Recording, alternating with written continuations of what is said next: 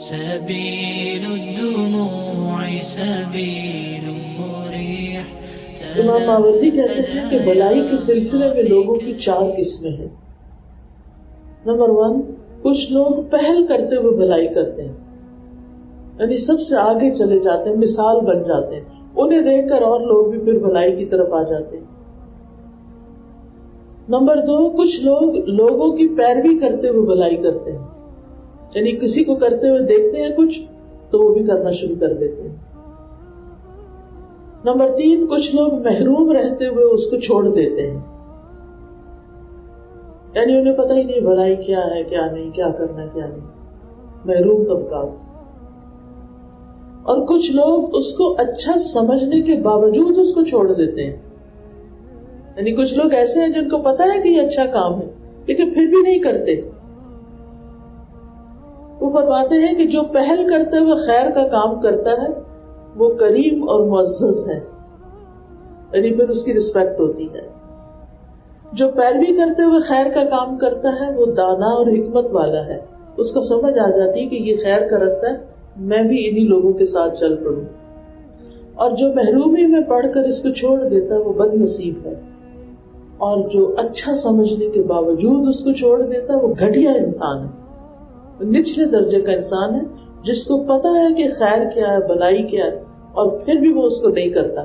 جس کے سامنے بے شمار اپرچونٹیز ہیں، جو بہت کچھ کرنے کے قابل بھی ہے، جس کے پاس صلاحیت بھی ہے، اور اس کو راستہ بھی پتا ہے کہ ادھر جا سکتے ہیں، اس کے باوجود وہ نہیں جاتا.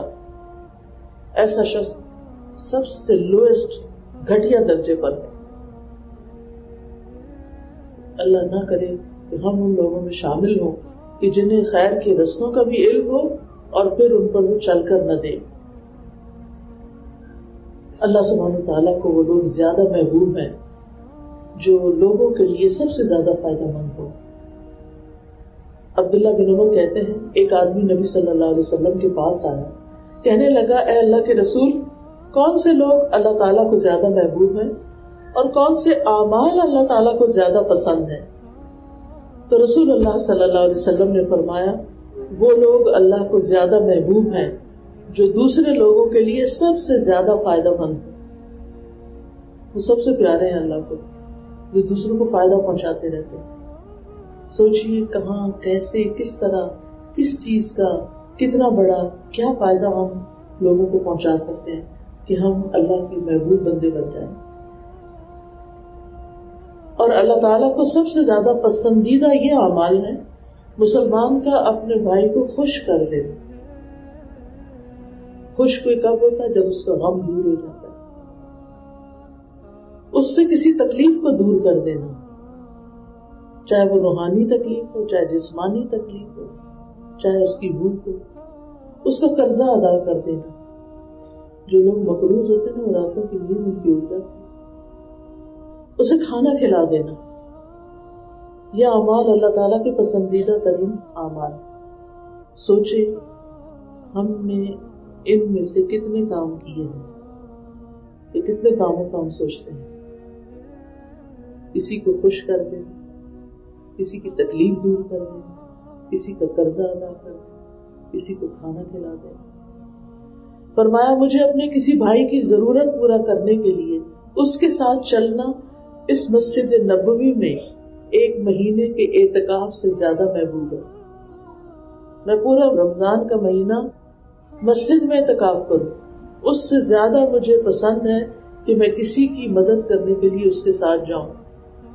جس نے اپنے غصے کو روک لیا، غضب کو روک لیا، جو دوسرے کو غصہ آ رہا ہے لیکن کنٹرول کر لیا، اللہ تعالیٰ اس کی خامیوں پہ پردہ ڈال دے گا، اس کے عیب پہ پردہ پڑ جائے گا. اور جو شخص اپنے غصے کو نافذ کرنے کی طاقت رکھنے کے باوجود غصہ پی گیا، یعنی وہ کر سکتا تھا غصہ، وہ غصہ دکھا سکتا تھا، اسے کوئی روکنے والا نہیں تھا، لیکن پھر بھی وہ کنٹرول کر گیا، تو اللہ تعالیٰ قیامت کے دن اس کے دل کو امیدوں سے بھر دے گا، یعنی پھر اس کا خوف نہیں ہوگا. اور جو اپنے بھائی کے ساتھ اس کی ضرورت پوری کرنے کے لیے چلا، اللہ تعالیٰ اس کو اس دن ثابت قدم رکھے گا جس دن قدم ڈگمگا جائیں گے. پھر یہ کہ جو شخص اپنے بھائی کی مدد میں لگا رہتا ہے اللہ تعالیٰ اس کی مدد میں لگے رہتے ہیں، اللہ تعالیٰ اس کی مدد فرماتے ہیں. اسی طرح حدیث میں آتا ہے جس نے کسی مسلمان سے اس کی دنیا کا ایک دکھ دور کیا، اللہ تعالیٰ اس سے قیامت کے دن کا ایک دکھ دور کر دے گا. اور جتنے دکھ آپ کسی کے دور کریں گے دنیا کے، اللہ تعالیٰ قیامت کے دن اتنے ہی آپ کے دکھ دور کر دے گا. اور جس نے کسی مشکل میں پھنسے ہوئے شخص کے لیے آسانی کی، چاہے وہ کسی دلدل میں پھنس رہا تھا تو اس کو کھینچ کے باہر نکالا، کوئی گرا پڑا تھا تو اس کو اٹھا لیا، اللہ تعالیٰ اس کے لیے دنیا اور آخرت میں آسانیاں کرے گا. یعنی جو دوسروں کے لیے آسانی بانٹے گا اللہ تعالیٰ اس کے لیے آسانی کرے گا. اور اللہ تعالیٰ اس وقت تک بندے کی مدد میں رہتا ہے جب تک بندہ اپنے بھائی کی مدد میں لگا رہتا ہے. کتنے لوگ ہیں جو صرف ہاتھ پہ ہاتھ رکھ کے اس بات کے انتظار میں رہتے ہیں کہ کس دن ہماری مشکل آسان ہوگی، کس دن ہماری مشکل دور ہوگی، کس دن ہمارے مسائل حل ہوں گے. ایسے لوگوں کو چاہیے گھر بیٹھ کر مشکلیں آسان ہونے کا انتظار کرنے کی بجائے اٹھے اور جا کر دکھی لوگوں کے دکھ دور کریں. وہ اپنے دکھ بھول جائیں گے، ان کے دکھ خود ہی ختم ہو جائیں گے، اللہ تعالیٰ ان کی مدد کرے گا. تنهدى يا صاحي كي تستريح وبث الدعاء